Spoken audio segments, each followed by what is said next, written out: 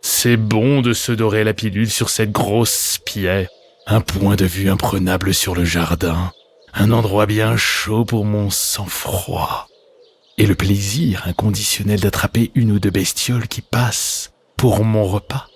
Cela fait des décennies, voire des siècles, que mes ancêtres ont colonisé ce mur en pierre sèche. Il paraît qu'il s'écroule et que ces bipèdes toxiques envisagent de le détruire pour en faire un autre. Oh, quelle horreur! Vu le nombre d'habitants et de repas rien que sur ce petit linéaire de pierre, il semblerait que le jardin aurait besoin d'être stabilisé. Mais comment les humains relèvent-ils ce défi? Comment construisent-ils des murs qui vont tenir debout et qui s'intègrent aussi harmonieusement dans ce lieu? Bienvenue dans Paysagistes de demain, le podcast du réseau Alliance Paysage qui explore les innovations et les pratiques de demain. Je suis Thomas Gentillot, formateur et ingénieur paysagiste, et aujourd'hui, nous allons parler du biotope de ce lézard des murailles, les murs de soutènement.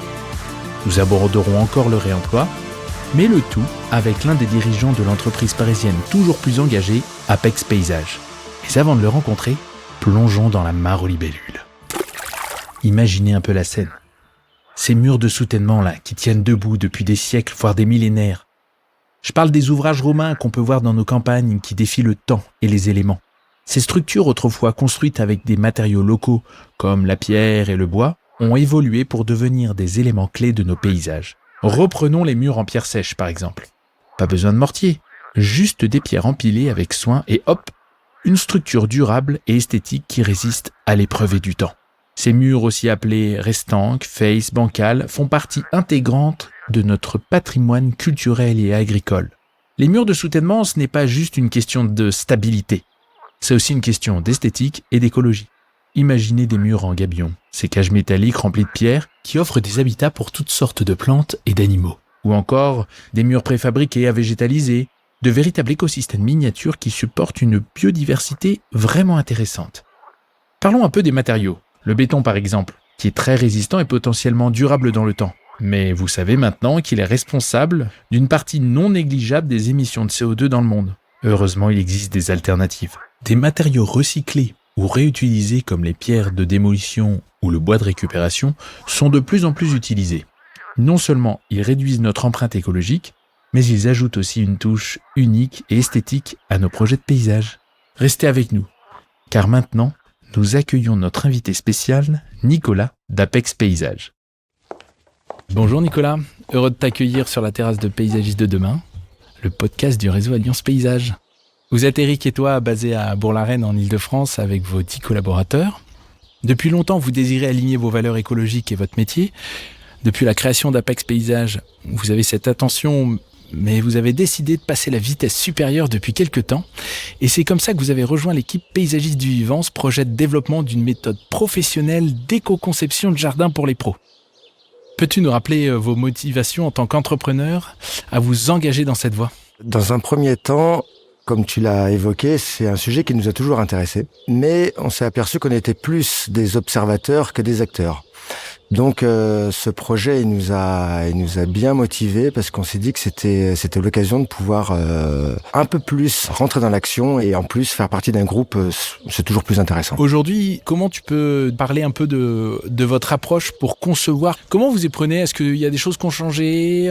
On sensibilise nos clients plus, on a moins peur, on est plus proactif sur ce sujet-là parce que certainement on maîtrise mieux, ce qui fait que ça nous permet plus librement de parler à nos clients de ces sujets-là en ayant un argumentaire solide. Et souvent, on est surpris que les gens soient plus réceptifs que ce qu'on pensait. Et ça nous permet de plus facilement, finalement, faire passer des choses alors que on prenait ça comme un frein et que finalement, ça marche pas mal. C'est génial. Merci beaucoup pour ce partage parce que ça veut dire qu'en fait, peut-être la limite était un peu chez vous. C'est pas impossible du tout. Non, mais je dis ça, c'est surtout pour nos auditeurs parce que Concrètement, ça veut dire qu'aussi parfois, vous en avez l'envie, les paysagistes en ont l'envie, et ils y vont pas parce qu'ils ont un peu peur que le client soit pas réceptif, et puis finalement, il l'est peut-être un peu plus qu'on imaginait. Et donc, parfois, faut oser, quoi. Faut oser, et je vois que le projet vous a aidé à oser, et ça, c'est déjà génial. Avec ce projet que vous avez mené avec le pôle éco-conception et Biwo, est-ce que tu peux nous parler de ce sur quoi vous avez travaillé ? Je sais que vous avez travaillé un peu plus sur les murs de soutènement. Comment vous les abordez maintenant ? Alors, ce qui est intéressant, c'est qu'on a découvert déjà le monde de l'éco-conception à travers ces formations. Ensuite, on a découvert le monde de l'éco-conception au niveau du service, pour ensuite travailler sur un cas concret qui était effectivement les murets de soutènement. Ça nous a permis d'analyser ce qu'on faisait déjà, de simplifier notre offre, donner un argumentaire à nos clients, d'embarquer nos équipes aussi, parce que c'est pas, on l'oublie souvent, mais c'est pas un travail seul. Et ça, c'est quelque chose qui a été fondamental.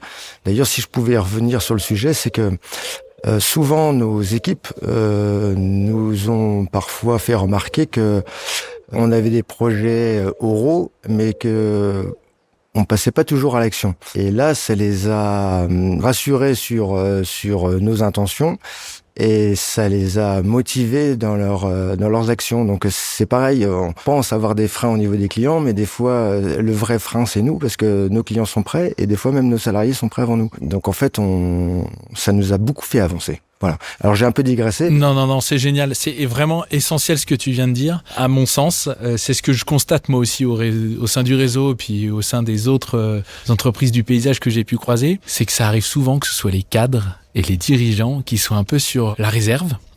Et puis aussi parfois les salariés qui n'expriment pas leurs désirs, leur envie, leur valeur par rapport à ces questions-là. Évidemment, on a certains qui sont assez dans le frein sur ces idées-là.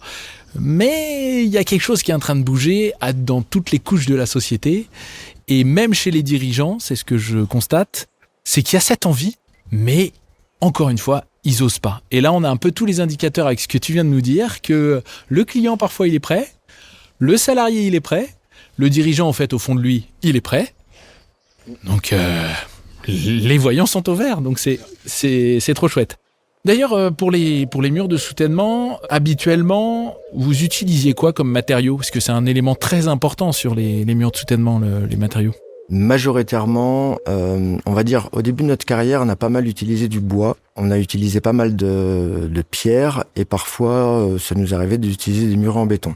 Avec le temps, on a plus centré sur la pierre naturelle et sur le métal, et on a testé du gabion. Je tiens quand même à préciser que on est dans la région parisienne, donc on n'a pas de produits qui sont particulièrement identifiés à la région, enfin qui sont particulièrement propres à la région. Ce sujet de muret de soutènement, on s'est posé beaucoup de questions. On s'est dit, mais si on était dans les Alpes, on travaillerait certainement pas de la même manière que si on est en Normandie ou que si on est dans le sud de la France. Attends, je te coupe, c'est super important ce que tu es en train de dire. Ça veut dire, encore une fois, que même sur un ouvrage maçonné, donc purement humain, c'est absolument essentiel de voir où on est. Et que même là-dessus, on peut pas donner de règle générale. Merci beaucoup. Continue, excuse-moi, je t'ai coupé. Mais... Pas de souci. D'abord, on n'a pas qu'une seule solution à apporter à nos clients.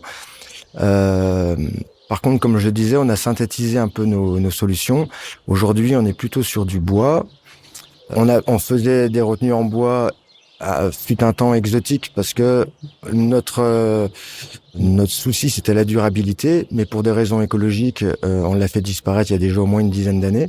La pierre, on l'a utilisée, mais on n'avait pas de carrière qui était forcément proche, donc on n'était pas non plus complètement convaincus. C'est pour ça qu'on s'est beaucoup orienté vers le métal, qui pour nous est un matériau plutôt neutre et qui répondait à beaucoup de critères favorables en termes de durabilité, en termes d'esthétique, en termes de recyclage. En termes de facilité de pose, la contrainte, c'est éventuellement le sur-mesure, mais en y travaillant, on y arrive. Donc voilà, aujourd'hui, nous, en tout cas dans la région, c'est ce qu'on priorise. Ok, et donc le bois, c'est quoi ? C'est de la traverse essentiellement ? C'est essentiellement de la traverse. Avec de l'IPN, enfin du H là, en poteau ou... Soit ça peut être avec effectivement du H en poteau, soit c'est du bois pur, en classe 4, un pin traité, mais où on explique effectivement que que la durabilité sera un peu moindre du fait qu'il y a un contact avec la terre, même si on essaye de mettre les drainages nécessaires. Mais c'est de la pédagogie, il faut expliquer aux clients que dans une dizaine d'années ou une quinzaine d'années, ça sera retravaillé. Quand c'est des ouvrages, un muret de soutènement, c'est souvent un ouvrage qui est censé durer dans le temps. Donc c'est pour ça que la notion de durabilité... C'est même de longévité. De longévité, oui. C'est nécessaire que... Si on le raisonne aussi sur un plan écologique, ce qu'on a compris aussi, c'est qu'il ne s'agit pas de refaire le même ouvrage 10 fois, parce qu'on va reconsommer de la matière, on va reconsommer de l'énergie pour refaire cet ouvrage.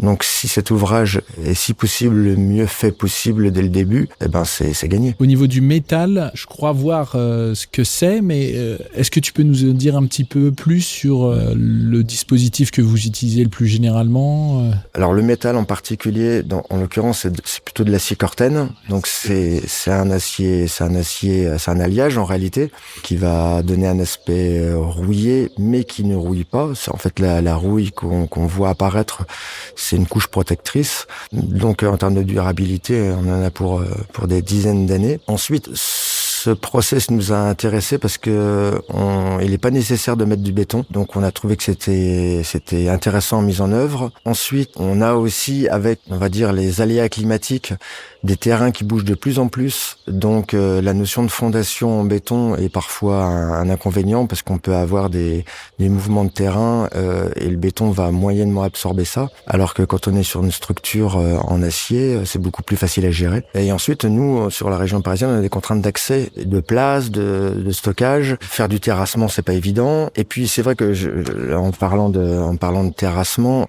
sur un ouvrage maçonné, on va être obligé de faire des gros trous pour pouvoir ensuite faire une fondation en béton. Donc, on va devoir évacuer beaucoup de matériaux, alors que sur une structure en métal avec des vis de fondation, on a zéro export de matériaux. Ah, c'est vraiment très intéressant parce que là, tu t'abordes un peu toutes les questions de l'analyse en éco-conception, du coup.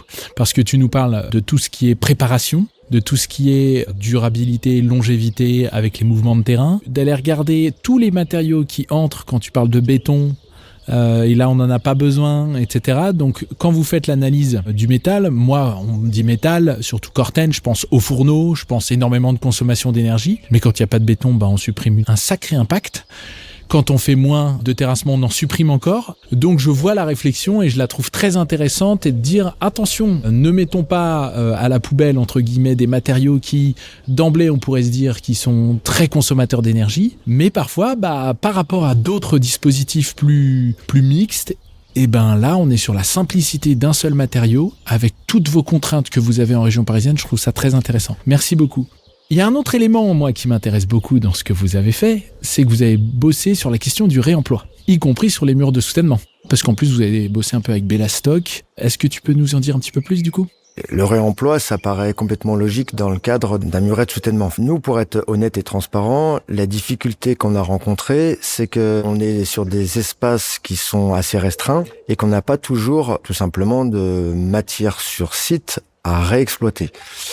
La deuxième contrainte, c'est que c'est pas toujours facile de trouver des fournisseurs à proximité où on pourrait éventuellement racheter ces matériaux de réemploi. Donc c'est une problématique qui est passionnante, mais qui est pas si simple que ça à mettre en œuvre, en tout cas dans notre secteur. Dans votre secteur, et j'ai envie de te dire, pour l'instant peut-être. Peut-être pour l'instant, effectivement. Je pense au niveau des fournisseurs.